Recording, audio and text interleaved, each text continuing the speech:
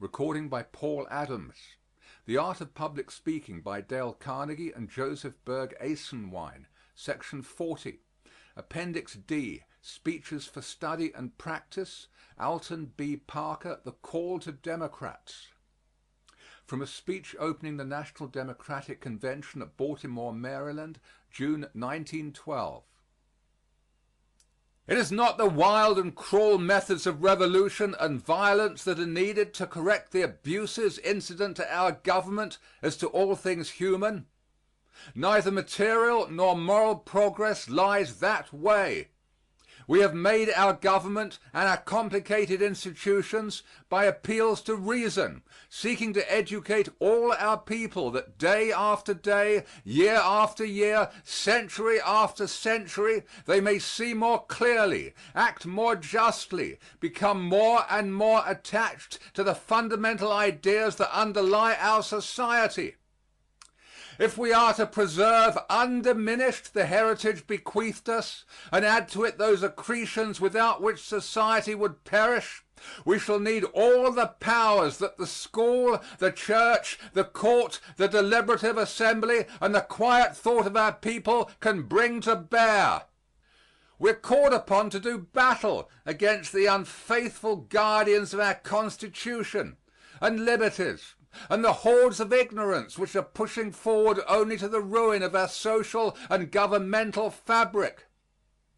Too long has the country endured the offenses of the leaders of a party which once knew greatness. Too long have we been blind to the bacchanal of corruption. Too long have we listlessly watched the assembling of the forces that threaten our country and our firesides.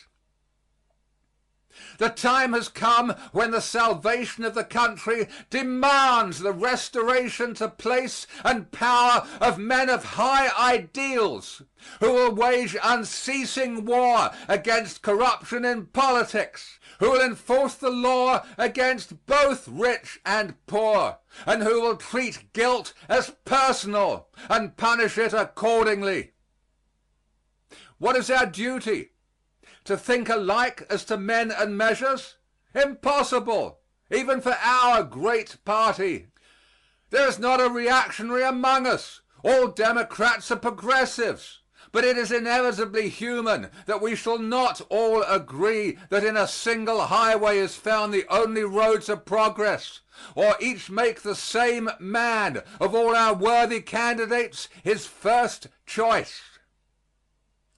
It is possible, however, and it is our duty to put aside all selfishness, to consent cheerfully that the majority shall speak for each of us, and to march out of this convention shoulder to shoulder, intoning the praises of our chosen leader.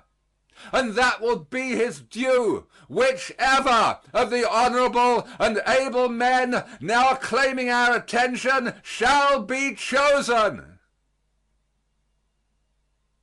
End of section 40. Recording by Paul Adams, www.yawnguy.com.